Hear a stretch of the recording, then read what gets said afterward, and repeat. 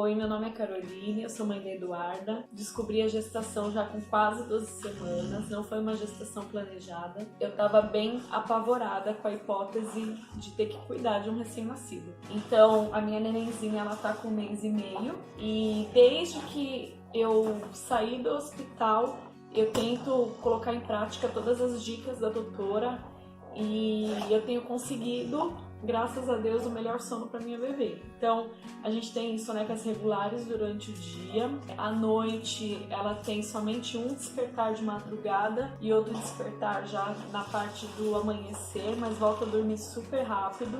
Então, tá dando super certo. Olá! Voltamos agora para a nossa segunda aula da Semana Sono e Rotina, os passos fundamentais para o seu bebê dormir o melhor sono possível, de acordo com a maturidade dele e com a idade dele, obviamente. Se você caiu aqui de paraquedas, eu me chamo Ana Bárbara Januzzi, sou médica, sou mãe e sou uma estudiosa do sono e rotina do bebê. Eu levo muito a sério as orientações sobre sono e rotina de crianças e de famílias. Eu acredito de verdade que todos os bebês podem, através de mudanças fundamentais, encontrar o melhor sono possível para eles. E é isso que a gente vai falar nessa aula. E antes da gente começar, eu queria falar pra você que mesmo que você tenha mais de um filho, como é o meu caso, né? A gente acha que tendo 2 filhos, as questões não vão se aplicar, né? A gente não vai conseguir colocar ordem. Mas, na verdade, quem tem mais de um filho, aí é que precisa colocar ordem mesmo. Eu senti isso muito quando a minha segunda filha chegou. A rotina nos ajudou demais a manter tudo em ordem. Obviamente, nos primeiros dias tivemos aquele pequeno caos de puerpério, tá tudo bem. Mas a manter as coisas em ordem e as crianças dormirem melhor. Eu voltei a ter tempo pra mim, conseguir me organizar, fazer as minhas coisas. Isso é muito importante. Eu também queria falar pra você que os passos que eu vou ensinar hoje também são fundamentais para pessoas que trabalham fora e, por exemplo, a criança vai pra creche. Porque uma outra dúvida que eu recebo frequentemente é: tudo bem, mas eu nem fico em casa na soneca com meu filho. Como é que eu posso fazer com que ele tenha o melhor sono possível? Tem várias coisas que a gente pode ajustar. Tem várias coisas que a gente pode organizar. Mesmo que você não seja a pessoa responsável por colocar o seu bebê pra dormir. Então me acompanha nessa semana, mesmo que, por exemplo, você esteja se enquadrando nessas coisas que eu falei, tá? E se você tá grávida e se pergunta: nossa, mas eu deveria estar estudando isso agora?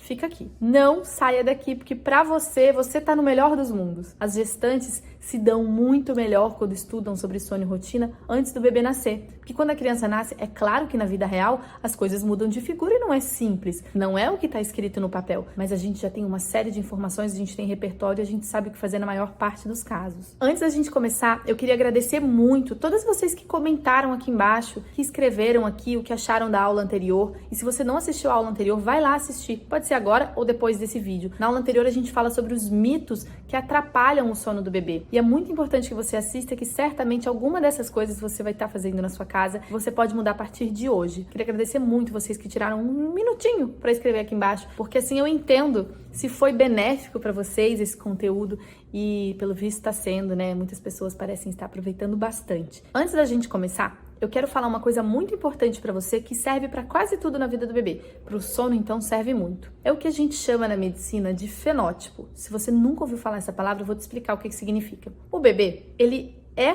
o que ele é por conta de 2 coisas, né? O bebê, ele dorme da forma que ele dorme, o seu filho, né? Pensando no seu bebê. Ele dorme da forma que ele dorme, ele se comporta da forma que ele se comporta, ele come o que come, ele mama quanto ele mama, por 2 motivos. Pela interação entre 2 fatores. O genótipo, que se relaciona aos genes do bebê, ao que já foi programado. Então, a maturidade desse bebê, a idade desse bebê, a personalidade desse bebê, coisas com as que a gente não pode mexer, que já são dele. E o ambiente. Genótipo mais ambiente fazem o fenótipo. E é no fenótipo que a gente vê um bebê, por exemplo, dormindo mal. Quando eu entendo que o genótipo eu não consigo mexer, aqui eu não posso fazer muita coisa. Mas o fator ambiente eu consigo mexer. Eu consigo fazer muito, alterar várias coisas no ambiente do meu bebê para que, equilibrando esses 2 fatores, a gente tenha um fenótipo do bebê que dorme bem. Fez sentido pra você? Pra mim faz todo sentido. E não só no sono, tá? Na alimentação, na rotina, em tudo. Na verdade, a gente sempre precisa ver o que é que tá nas nossas mãos. Nas nossas mãos está mudar o ambiente. Como é a rotina, como são os estímulos. Quando eu falo de ambiente, não é só, por exemplo, a sala onde eu tô agora. Não. É toda a vida do bebê. Tudo que a gente oferece pro bebê. O que a gente faz, o que a gente deixa de fazer. O que a gente dá, o que a gente deixa de dar. A hora que dorme, a hora que acorda. Quem tá na casa, como as pessoas estão se sentindo, é um ambiente físico, é um ambiente psicológico, emocional, tudo isso influencia naquele genótipo, o genótipo que é do bebê. Então, por exemplo, uma criança que tenha um genótipo de dormir a noite toda, talvez não consiga dormir a noite toda porque o ambiente está muito ruim para ela. Ou uma criança que tem um genótipo de acordar uma vez durante a noite, talvez esteja acordando 5 e o melhor sono possível dela seja justamente acordar uma vez por noite. Mas ela está acordando tantas vezes porque o ambiente não tá bom. Eu falo isso e eu faço questão de bater nessa tecla porque a gente pode atuar no ambiente. Eu não posso amadurecer o meu bebê mais rápido. Eu não posso só sair correndo e tornar o meu bebê uma criança enorme tão rapidamente. Eu não posso. Não é possível, mas eu posso sim mudar o ambiente. E é nisso que a gente vai focar. Agora, finalmente, a gente vai falar dos passos fundamentais. O primeiro passo fundamental para o seu bebê dormir o melhor sono possível é você adequar os estímulos para a idade dele. Nem mais, nem menos. Uma criança que já corre precisa correr. Uma criança que já consegue engatinhar precisa engatinhar. Ela precisa gastar essa energia. Ela precisa ser estimulada a isso. Mas uma criança que não corre e não engatinha e acabou de nascer não deve, por exemplo, ser exposta a um ambiente de muito barulho, a um ambiente de um monte de gente falando, muitas luzes. Tudo isso são estímulos. Se eu estimulo em excesso a minha criança, ela fica hiperestimulada, estressada e pode dormir mal. Se eu estimulo de menos, sobretudo as crianças que já têm habilidades motoras, pode ser que ela não gaste a energia que ela poderia gastar para dormir bem. Como é que a gente sabe disso? Olhando para o nosso bebê. Cuidado com orientações de que tem que fazer exatamente uma tabela de desenvolvimento com uma criança, exercícios com uma criança que acabou de nascer, e cuidado com a criança que já sabe andar, que fica sentada no sofá vendo televisão. Você está estimulando em excesso a cabeça dessa criança. A TV não deveria ser liberada para crianças, e eu inclusive discordo das posições das sociedades de que as crianças podem ver TV depois dos 2 anos. Eu não concordo com isso, mas isso é pano para manga, a gente pode conversar sobre isso em outro momento. Uma criança que já sabe correr, por exemplo, ficar sentada vendo televisão, está sendo hiperestimulada aqui dentro e está deixando de gastar energia. Isso é o combo perfeito para ela dormir mal. E aí, quando chega para mim uma família assim e fala, eu já tentei de tudo, o que é que tentou? Mexer no ritual de sono noturno. Vejam que ritual de sono noturno não vai fazer mágica se tudo aquilo que eu deveria estar fazendo, os passos fundamentais, as pedras angulares, não estão sendo respeitadas. Atenção aos estímulos, nem de mais, nem de menos. Eletrônicos, luzes acesas o tempo todo, que atrapalham o ciclo circadiano, um monte de gente em casa, gritaria, televisão ligada, avião passando. Tem um avião passando aqui. Televisão ligada o tempo todo. Tudo isso pode ser estímulo demais. E deixar de dar para o seu bebê as questões físicas, como correr, engatinhar, andar, dar espaço para ele, liberdade, pode ser estímulo de menos. E aí sim o seu bebê pode ter um sono pior. O segundo passo fundamental é a rotina da casa. E presta atenção, eu não falei a rotina do bebê. Até porque em alguns momentos da vida do bebê não tem rotina, né? Os 3, 4 primeiros meses eles dormem tanto, a gente não consegue colocar uma rotina de horários de soneca. Mas o funcionamento do ambiente onde esse bebê está inserido, lembra? Genótipo mais ambiente igual a fenótipo. O funcionamento do ambiente onde esse bebê está inserido vai ditar a regra do jogo. Não adianta, por exemplo, eu querer que a minha filha durma às 19 horas se eu não organizo um ambiente para que às 18h30, 18 horas, a casa esteja adormecida. Ainda que depois que ela durma eu vá trabalhar, porque é isso que eu faço. Eu não vou dormir com ela junto às 19 horas. Eu tenho o meu tempo de trabalho, eu consigo fazer muitas coisas depois que elas dormem. Mas se eu, às 19 horas, a minha casa tá parecendo um shopping, nada mudou, talvez ela também não consiga dormir, porque ela tá inserida naquele ambiente. E também vejo famílias pecando nesse momento que não sabem, né? E aí acreditam que é só tirar o bebê de um ambiente muito barulhento e colocar ele para dormir. Talvez ele esteja estimulado em excesso, como a gente falou no primeiro passo fundamental. Então, pensar na rotina da casa, e não é fazer uma coisa engessada, não, é aquela que funciona para você, tá? Talvez para você, de fato, o seu bebê não consiga dormir às 19, porque você chega do trabalho, porque o marido chega do trabalho e tá tudo bem. Mas pensar na rotina da casa, lembrando do ciclo circadiano lá fora, que é o horário do sol, né? Nós somos seres guiados pelo sol, ajuda muito e faz com, por exemplo, os bebês durmam mais cedo. Crianças precisam dormir cedo. Se a criança não tá dormindo cedo, a gente precisa ver se dá pra mudar isso ou não. Às vezes não dá, né? Como, por exemplo, quando a família trabalha fora e chega tarde em casa. Mas às vezes dá, porque a família já tá em casa no horário de dormir, é só fazer alguns pequenos ajustes. A rotina da casa é fundamental. Janela de sono é o terceiro passo fundamental. Entender como funciona uma janela de sono faz com que a gente ganhe tempo, faz com que a gente olhe para o bebê, entenda os sinais de sono dele e consiga colocá-lo para dormir da forma mais simples possível. Os bebês não ficam acordados 4, 5, 6 horas. Aí você vai jogar no Google, janela de sono, e você recebe uma tabela. E talvez o seu bebê seja diferente daquela tabela, não é? Sim, porque aquelas tabelas não englobam todas as crianças. Eu tenho até muito cuidado com elas. E aí você fica um pouco frustrado porque você não sabe o que fazer com aquela tabela. Ou você tenta colocar o seu bebê para dormir de acordo com aquela tabela e não funciona. Porque, na verdade, observar a janela de sono é personalizado, se relaciona com os sinais de sono do bebê e o ambiente. Quando a gente entende como funciona a janela do sono do nosso bebê, que vai mudando conforme ele cresce, tudo fica mais fácil. O quarto passo fundamental é a persistência. E eu preciso falar dele aqui. Não adianta fazer uma mudança dentro de casa e acreditar que essa mudança vai ser suficiente a partir de hoje. Digamos, eu boto meu bebê para ver televisão. Eu tirei a televisão hoje e, nossa, não mudou nada o sono de hoje. Porque talvez não mude mesmo. Precisa de persistência nas mudanças para ver os resultados. É igual fazer dieta. Não adianta a gente achar que parou de comer doce hoje, que amanhã já vai ter perdido tantos quilos. Na verdade, a persistência nas coisas, a persistência na rotina é o que dá o resultado final. Aqui em casa, se eu não cuidar da rotina das minhas filhas, a rotina se perde. Eu preciso persistir no caminho certo, entendendo que talvez demore alguns dias para a criança melhorar o sono. Não tem pílula mágica. Gente, não tem pílula mágica. Eu insisto muito, eu bato muito nessa tecla, porque tem gente por aí falando que tem pílula mágica. E é uma irresponsabilidade, porque as famílias se frustram, fazem tudo direitinho durante 2, 3 dias e acreditam que por o bebê não estar respondendo como elas deveriam, aquela criança tem algum problema, quando na verdade ela só precisava de mais persistência. E persistência num caminho que funcione para a família. Porque se eu tô fazendo alguma coisa que não tá funcionando pra gente, não tá funcionando pra minha família, eu não vou conseguir fazer durante muito tempo. Então tem que ser uma coisa que funcione para aquela família. Bom, tem muita gente me perguntando como é que faz todas essas coisas de forma correta, como é que dá um passo melhor e maior em direção ao melhor sono possível do bebê. O fato é que eu criei um curso, o Sono e Rotina, que é um curso que já ajudou dezenas de milhares de famílias a encontrarem o melhor sono possível do bebê, e já tem muita gente me perguntando quando é que eu vou abrir as inscrições. Lá no curso a gente tem mais de 40 aulas, tem suporte com uma equipe formada por mim de consultoras de sono, tem uma comunidade exclusiva para mães, para que ninguém se sinta sozinha. De fato, um curso incrível, porque aqui nessa semana da Sono e Rotina eu não consigo abordar todos os temas, né?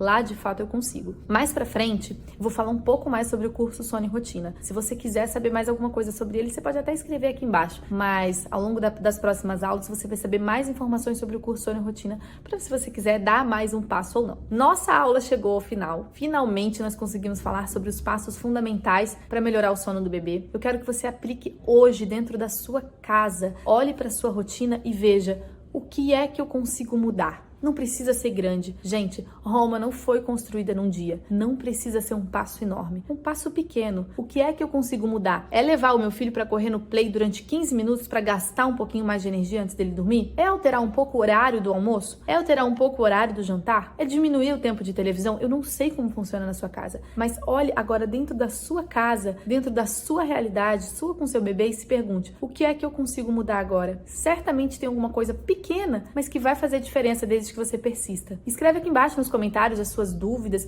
e o que é que você acha que você vai mudar na sua casa a partir de hoje. A gente sabe que faz toda a diferença. Aqui embaixo também você vai encontrar o botão para o meu canal do YouTube. Lá tem centenas de vídeos sobre rotina, sobre sono, sobre cuidados com o bebê, sobre tudo que você precisa saber para ter uma maternidade mais tranquila. Eu recomendo fortemente que você veja os vídeos do YouTube, que você assista, porque olha, é um conteúdo incrível e eu tenho certeza que vai mudar a sua vida. Espero que essa aula tenha sido bacana para você e a gente se vê na próxima aula, onde a gente vai falar sobre o ritual de sono noturno que funciona dentro da sua casa. Existem vários rituais de sono noturno, a gente sabe, mas eu quero conversar com você para você aprender a fazer um ritual personalizado, porque não adianta eu ver numa tabela um ritual e ele não funciona para mim e eu continuo sem conseguir melhorar o sono do meu bebê.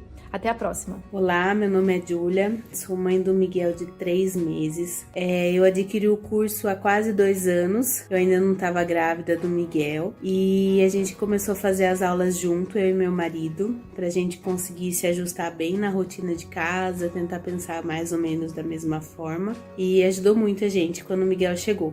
Desde os primeiros dias dele em casa, a gente já começou a tentar ajustar a rotina, observar bem o sono, e ele acabou sendo uma criança que não tá dando muito trabalho para dormir. Hoje, com 3 meses, ele já consegue dormir a noite toda, então a gente faz uma rotina de sono dele mais cedo, né, entre 7h30 e 8 horas, e ele dorme até amanhã do dia seguinte. A gente era um casal que não tinha muita rotina em casa, a gente dormia muito tarde, né? Não tinha horário para jantar, não tinha horário para dormir, e com a chegada do Miguel a gente começou a aplicar tudo o que é falado no curso para ajustar para ele, e acabou ajustando pra gente também, né? Hoje a gente acaba dormindo mais cedo, a gente consegue pôr ele cedo na cama, então ajudou bastante a gente nisso. Olá, meu nome é Daiane, eu sou aluna do curso Sono e Rotina, mãe do Gil, esse bebezinho lindo aqui. Eu fui impactada muito fortemente porque com os conhecimentos do curso e sobre como administrar o meu tempo na maternidade, eu pude retomar os meus estudos. O meu filho foi muito impactado pelo curso,